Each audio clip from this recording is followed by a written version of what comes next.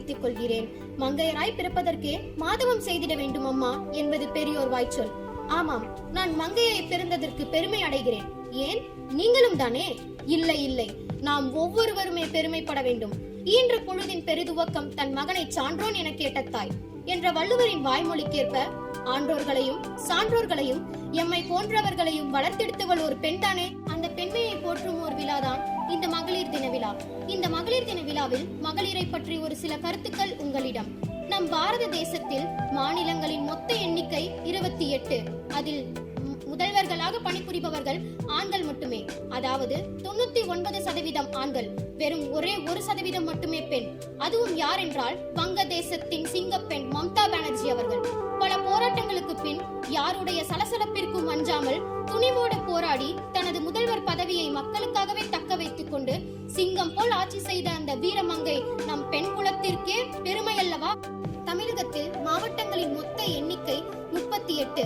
அதில் மாவட்ட ஆட்சியர்களாக பணிபுரியும் ஆண்களின் எண்ணிக்கை 24, பெண்களின் எண்ணிக்கை 16. 36% மட்டுமே பெண்கள். அதே போல மேயர்களாக பணிபுரிபவர்களின் மொத்த எண்ணிக்கை 20. அதில் 9 பேர் ஆண்கள், 11 பேர் பெண்கள் என்பது பெருமைக்குரிய விஷயம்தான். சட்டத்துறையை எடுத்துக்கொண்டால் 2013 சட்டம் பயின்ற பெண்கள் 34% தான். 2023 39% உயர்ந்துள்ளது. 10 வருடங்களில் 5% உயர்ந்துள்ளது.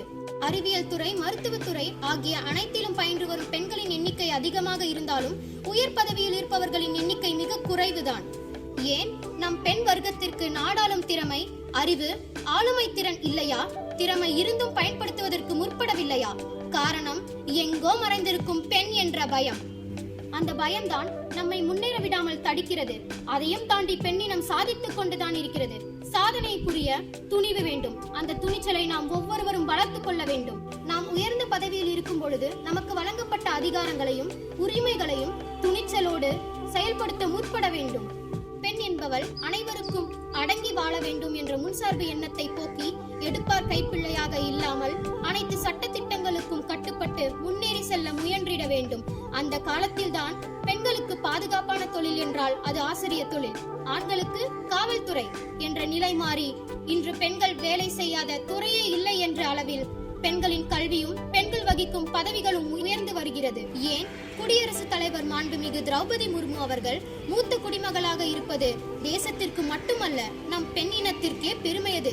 இப்படி ஒரு சிலரை பற்றி பேசி பெருமைப்படுவதில் என் மனது மகிழ்ச்சி அடையவில்லை. என்னுடைய ஆதங்கம் எல்லாம் அரசியலில் சட்டமன்றம் முதல் பாராளுமன்றம் வரை பெண்களின் உரிமைகள், அவர்களுடைய தேவைகள், சமூக சீர்குலைவுகள் ஆகியவற்றை பற்றி பேசி நிலைப்படுத்தி குரல் கொடுக்க மிக குறைவான அளவிலேயே பெண்கள் உள்ளனர்.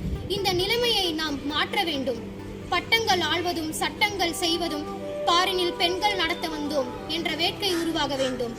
நம் பெண் சமுதாயம் வளர மேலோங்க இந்த மாற்றமானது நம் பெண் சமுதாயத்திலேயே விதைக்கப்பட வேண்டும். உறுதியாக கிராம பஞ்சாயத்து தலைவர்கள் முதல் பாராளுமன்றம் வரை ஆட்சி பொறுப்புகளை பெண்களுக்கு 33% முதல் 50% வரை இட ஒதுக்கீடு பெற்று ஆண் பெண் இருவரும் சமத்துவத்துடன் இச்சமுதாயத்தில் வாழ இன்றே உறுதி எடுப்போம். வாழ்க பாரதம், வளர்க பெண் சமுதாயம். நன்றி, வணக்கம், ஜெய்ஹிந்த்.